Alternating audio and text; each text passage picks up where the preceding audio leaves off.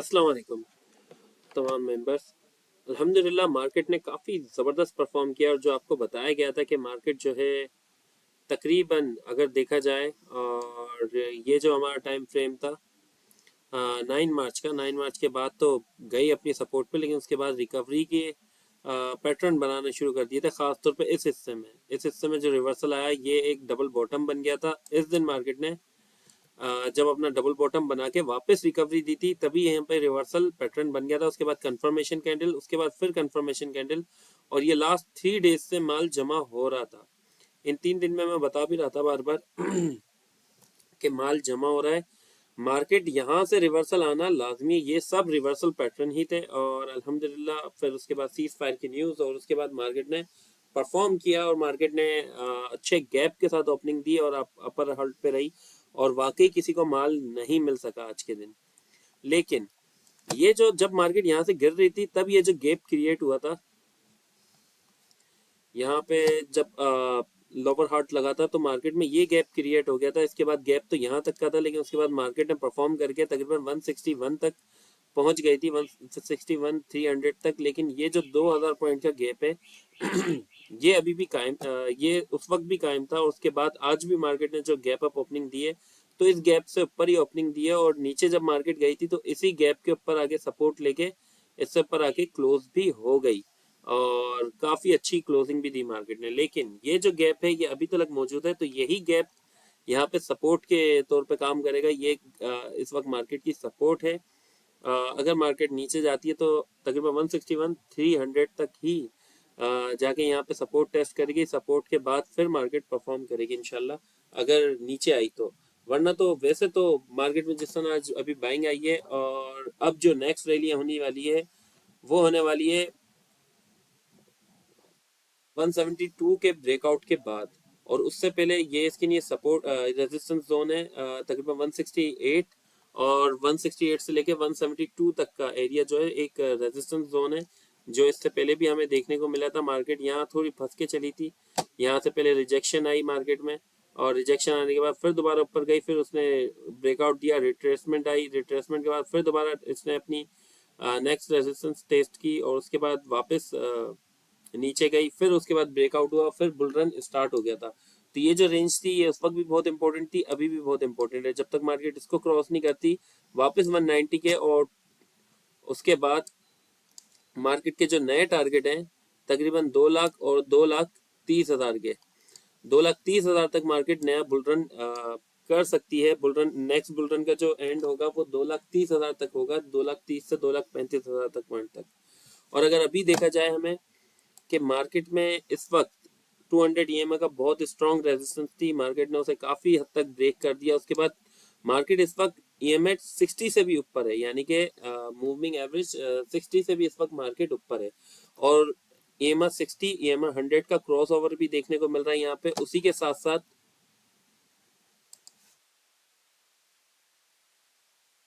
अगर हम यहाँ देखें,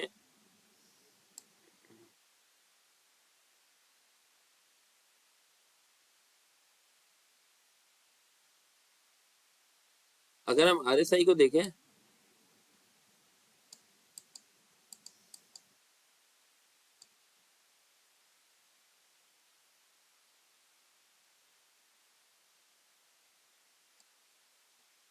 आरएसआई में भी हमें क्रॉसओवर देखने को मिल रहा है यहाँ पे, ये आप देख सकते हैं। और इस वक्त जो है एक सेकेंड, वापस हमें आरएसआई के अंदर बुलिश डाइवर्जेंस देखने को मिल रही है। पहले हिडन बुलिश डाइवर्जेंस थी, और अब क्लियर डाइवर्जेंस देखने को मिल रही है।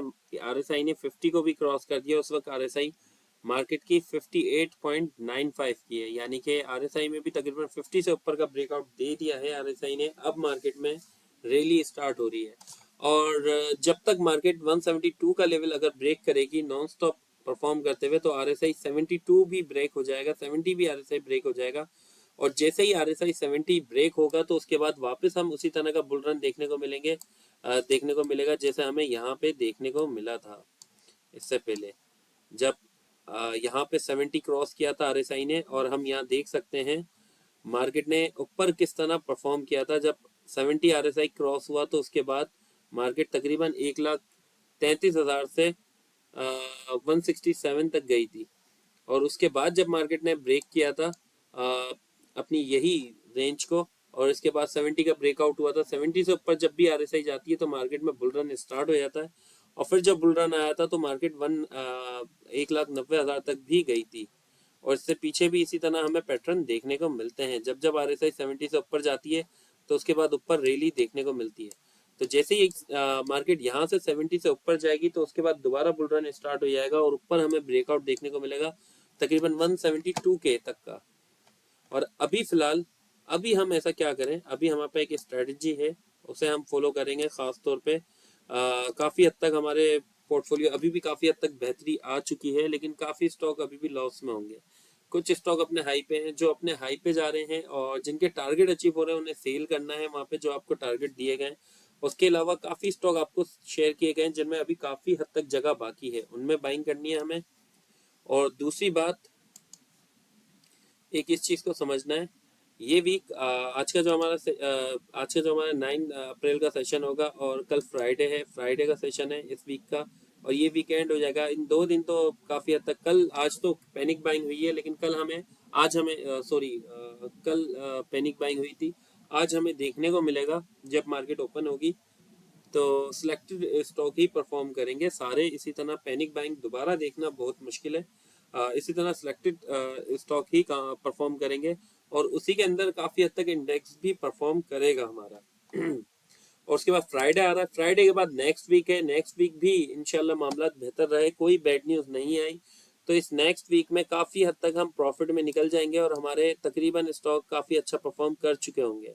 नेक्स्ट वीक के बाद अब ये जो डेडलाइन खत्म हो रही है वो खत्म हो रही है 22 अप्रैल को, यानी कि जो 2 वीक की सीज फायर था, 2 वीक का सीज फायर खत्म हो रहा है 22 अप्रैल को। और ये लास्ट ये वाला जो हमारा वीक है थोड़ा सा खतरनाक रह सकता है, वॉलेटाइल रह सकता है, इसलिए बेहतर ये है कि 17 अप्रैल तक हम ज़्यादातर अपने 30% मिनिमम फ्री कैश में आ जाएं और ज़्यादा से ज़्यादा 50% तक हम अपने आप को फ्री कैश में ले आएं।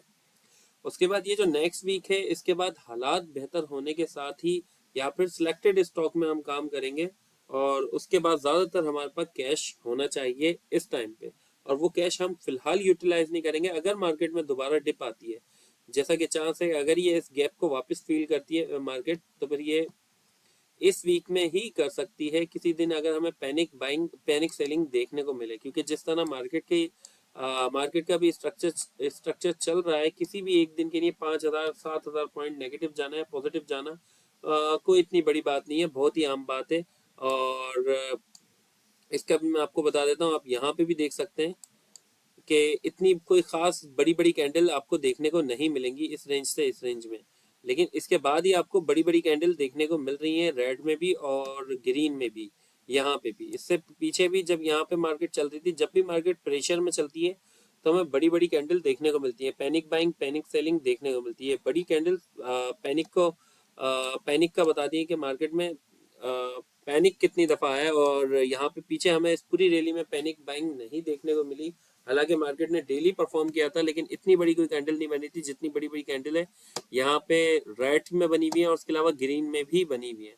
तो ऐसी कैंडल हमें दोबारा भी देखने को मिल सकती हैं, तो इसलिए घबराना नहीं है, क्योंकि यहाँ रोज़ ही हालात ऐसे चेंज हो जाते हैं। कल तक रात तक इतनी कोई ख़ास पॉजिटिव न्यूज़ नहीं थी, लेकिन उसके बाद अल्हम्दुलिल्लाह रात में ही हमारे सीज फायर की जो न्यूज़ आई 2 वीक की, और ये काफ़ी हद तक हालात को बेहतर कर देगी। वरना स्ट्रेट ऑफ हॉर्मुज़ अगर बंद ही रहता तो उससे काफ़ी इकोनॉमी पे बैड असर पड़ता, ख़ासतौर पे दुनिया के काफ़ी मुल्कों की इकोनॉमी क्रैश कर जाती।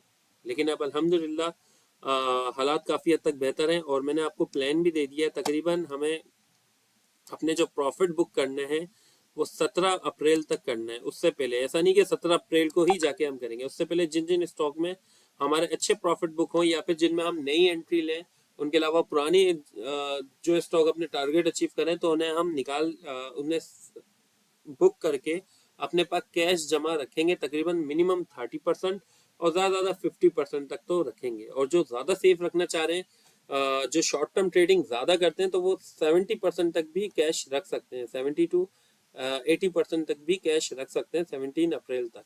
फिर उसके बाद के वीक में हम डेली एंट्री और एग्जिट डेली ही लेंगे। यानी कि इस नेक्स्ट वीक में जो हम काम करेंगे 25% कैश पे या फिर 20% कैश के ऊपर डेली एंट्री और डेली एग्जिट लेंगे, और उसके बाद जैसे ही हालात बेहतर होंगे फिर उसके बाद हम स्विंग में दोबारा माल जमा करना शुरू करेंगे। और अगर डिप का मौका आया तो डिप के अंदर बाइंग करना शुरू करेंगे, एक साथ सारा कैश नहीं लगाएंगे, स्लो स्लो करके एक्युमुलेट करेंगे अगर इस तरह की सिचुएशन दोबारा बनी तो। वैसे अप्रैल बुलिश मंथ है और इस अप्रैल में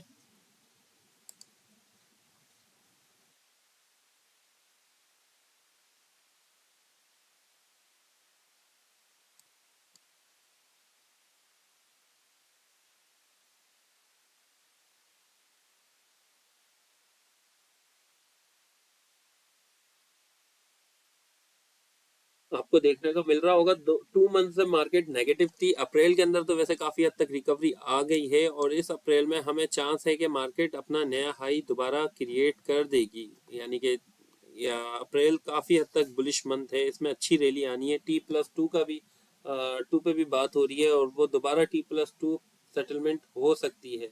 जो T+1 फरवरी में हुई थी उसके बाद ही हमें मार्केट में नेगेटिविटी देखने को मिली थी, फिर उसके बाद वार सिचुएशन हमें मार्च में देखने को मिली और मार्च के बाद अप्रैल में ही हमें काफी हद तक बेहतरी देखने को मिल रही है और T+2 सेटलमेंट भी लागू हो जाएगी इंशाल्लाह।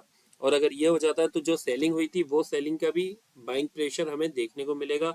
प्लस सीज फायर के बाद मार्केट में वैसे ही बाइंग प्रेशर आएगा। काफी स्टॉक में काफी हद तक जगह बाकी है जो मैंने लिस्ट शेयर की है, और अब उनमें हम काम करेंगे, उनमें हम जमा करेंगे, और उसके अलावा जो स्ट्रेटजी हमारी है अब हम उस पर अमल करेंगे। सही। अल्लाह हाफिज।